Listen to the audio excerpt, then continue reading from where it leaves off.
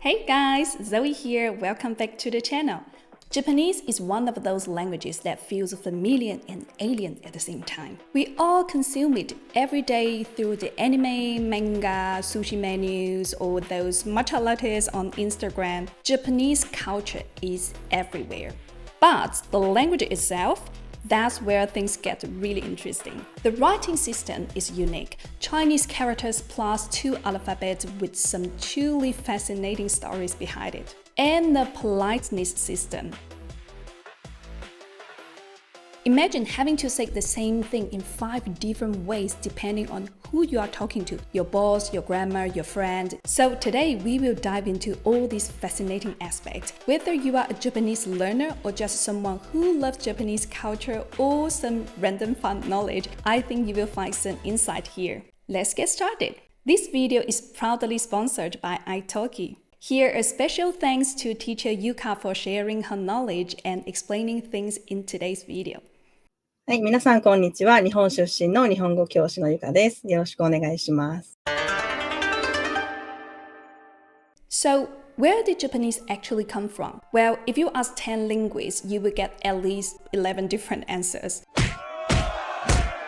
The big question is, what language family does Japanese belong to? Officially, it's a language isolated. Basically, that one kid at a family reunion who shows up alone and say, nope, I don't have any cousins. Theory number 1, maybe it's part of the Japonic family along with the Okinawan and the Ryukyu Islands. Theory number 2, maybe it's related to Korean, the old Altai hypothesis, but honestly, this theory is quite shaky.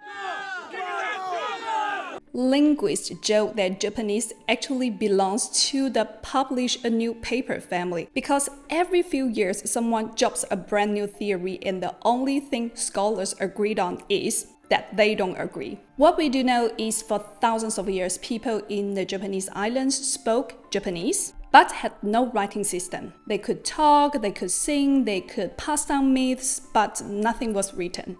Then, around the 4th and 5th century, a culture tidal wave hit. From the Korean peninsula came Buddhist monks, scholars, and envoys carrying books, sutras, and knowledge, and none of it was written in Chinese characters. Imagine the shock. Suddenly, Japan had access to philosophy, law, medicine, astronomy, but only if they could read Chinese. And so for a while, the first Japanese text were literally written in Chinese. But why use Chinese characters? Because in the East Asian world order, Chinese was the passport. The writing system was literally the entry ticket to civilization at the time. Japan's first official history, the Nihon Shoki, was written in pure classical Chinese, so pure that some Japanese scholars couldn't even read it without help. But wait, did Japanese actually switch to speaking Chinese?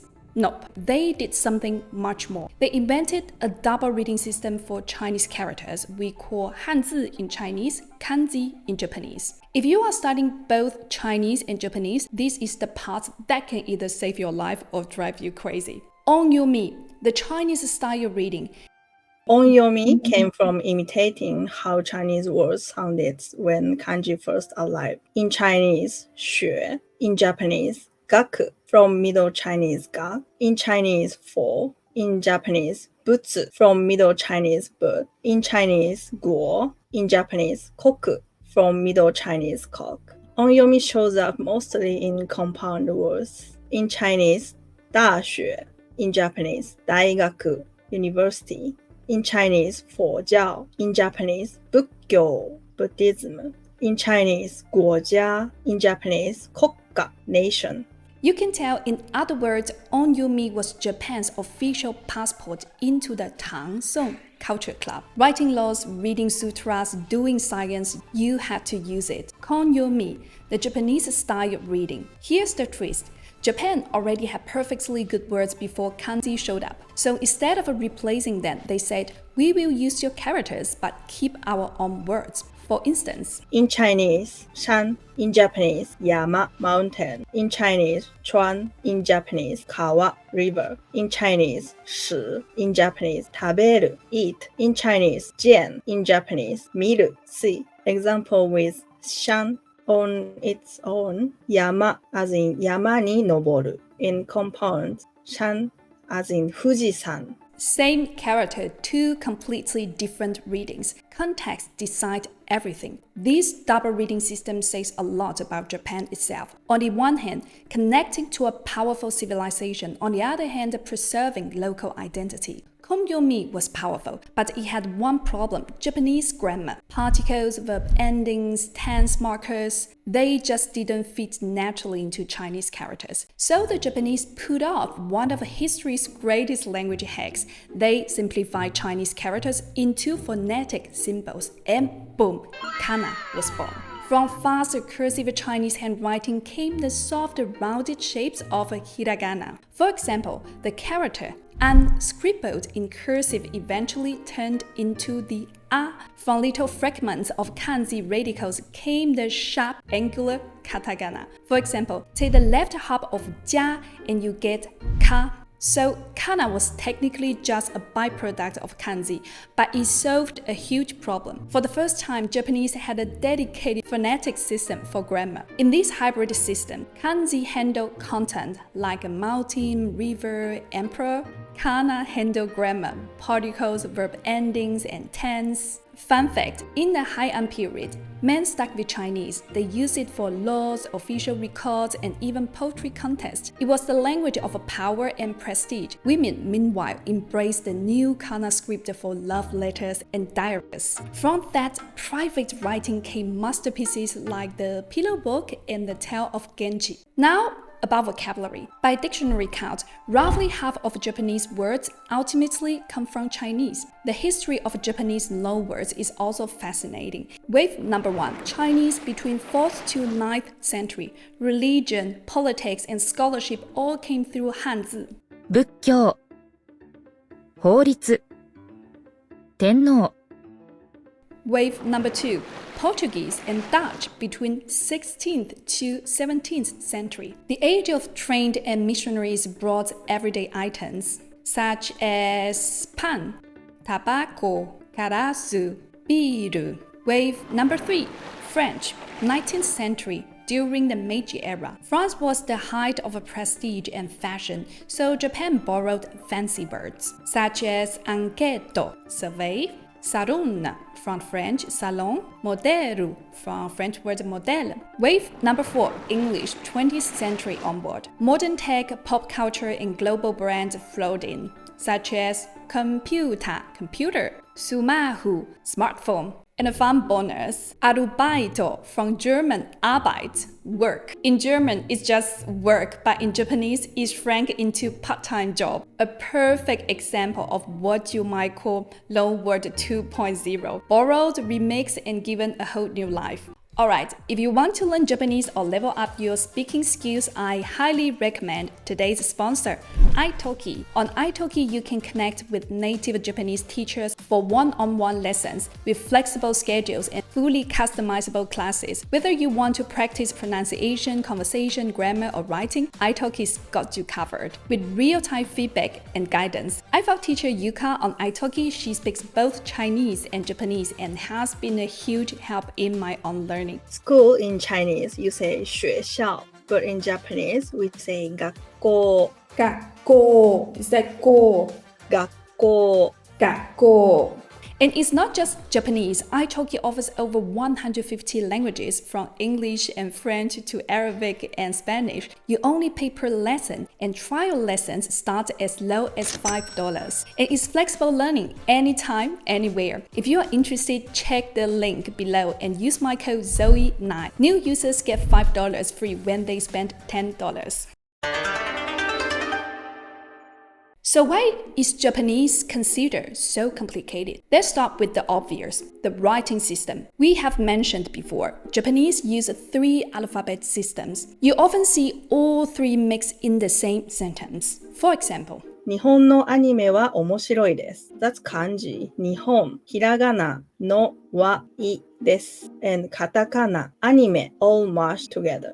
So, reading Japanese is like watching a Netflix series with 3 sets of subtitles running at once. What? And yes, Japanese school kids spend years memorizing thousands of characters just to keep up. But the complexity doesn't stop here. The grammar plays its own tricks. Unlike English, which is SVO, subject, verb, object, I eat rice. Japanese is SOV, subject, object, verb, I rice eat. So you don't find out the action until the very end. For English speakers, that feels like watching a suspense movie where the punchline only comes in the last phrase. Yesterday with my friend, a movie watched.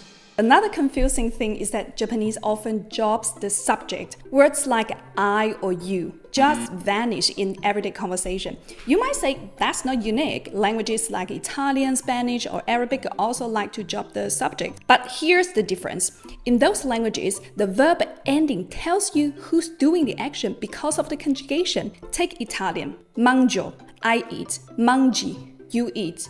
Mangia, he or she eats. Even without the subject, you know who's eating. But Japanese? 飯を食べる just means eat rice. Just means eat rice. Who's eating? Me, you, him, then? Totally unclear. When addressing someone, Japanese also avoids you and just uses name. みよちゃんがこれを着るのすっごく楽しみ I kinda like it. All my Japanese friends call me Zoe-chan. I find it super cute. These reflect Japan's high context culture, meaning isn't spelled out directly but depends on relations and context. So, why is Japanese known as the world's most polite language? The short answer, because Japanese society has always been obsessed with hierarchy and harmony, and the language had to evolve to match that. Historically, in the Heian and Edo period, society was strictly stratified. Emperors, nobles, samurai, commoners. You couldn't speak to your lord the same way you spoke to your friend. Language became a tool to show respect, avoid conflict, and keep everyone in their place. The honorific system. In Japanese, politeness isn't just one thing. Linguists divide keido into 5 layers. Here's the quick tour. Plain speech, casual, neutral, everyday with friends or family, polite speech. The standard masu form, polite and neutral. Respectful speech lifts up the other person's action. Humble speech lowers your own actions to show respect. Beautifying language makes everyday words sound more elegant, often by adding o or go. Let's say the action is to eat. Depending on who you are talking to, the form changes. Plain speech 食べる I eat. We use it with friends. Polite speech 食べます I eat politely. When you talk to stranger or coworkers. Respectful speech 召し上がる You eat. We use it to show respect when the other person is eating. Humble speech いただく I humbly eat. You lower yourself to show respect when you are the one eating. Yes, this is the same いただきます said before meal. Beautifying language ご飯 instead of just 飯 adding the prefix ご makes it beautiful. So instead of saying 飯食べる you might say ご飯をいただきます So, the same basic act, eating rice, can be expressed 5 different ways, depending on who's speaking, who's listening, and what level of politeness the situation demands. Here's the comforting part. In daily life, most people really just juggle 3 levels, plain, polite, and honorific. This creates an interesting social signal. If someone switches from honorifics to plain speech, it means they are treating you as a friend. If they never drop honorifics, even after years, it means the relationship is distant. Japanese people rarely reject others directly. They almost never just say no. Instead, they wrap it in layers of other words. Say you invite a European friend out for the weekend. They might say, sorry, I already have plans, can't make it. Straightforward, clear, no confusion. Now, invite a Japanese friend. Instead of saying no, you might hear something like, This already means no. 難しい。空気読めよ。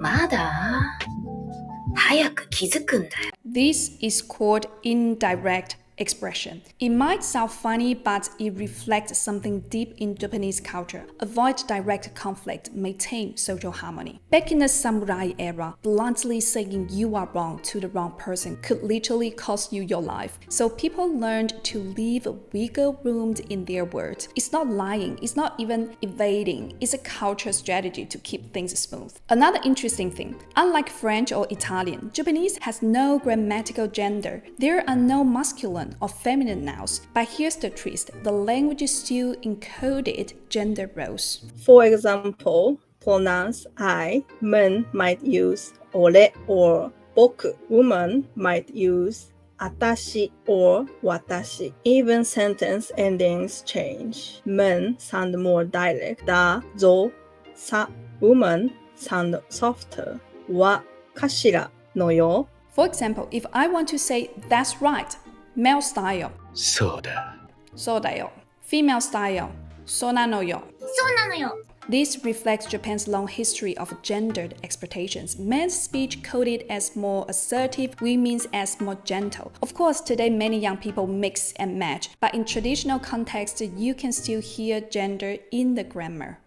Japanese borrows endlessly from other cultures, but always twists them into something uniquely Japanese. It's a language that's indirect, yet incredibly precise. It's creative and expressive, but also full of rigid rules. It avoids confrontation, yet encoded strict hierarchies in every sentence. Japanese isn't just a language, it's a mirror of Japan's history and culture. Respectful, indirect, inventive, and under constant pressure to balance opposite. So let me throw some questions to you. Do you think all this complexity makes Japanese more beautiful or just more frustrating? Does politeness in language create respect or just social pressure to hide what you really think? Drop your thoughts in the comments. I will be reading them and I would love to see what you think. And if this video gave you some new insight into Japanese, don't forget to like, subscribe, and check out today's sponsor, italki. So, which languages should I cover in the next video?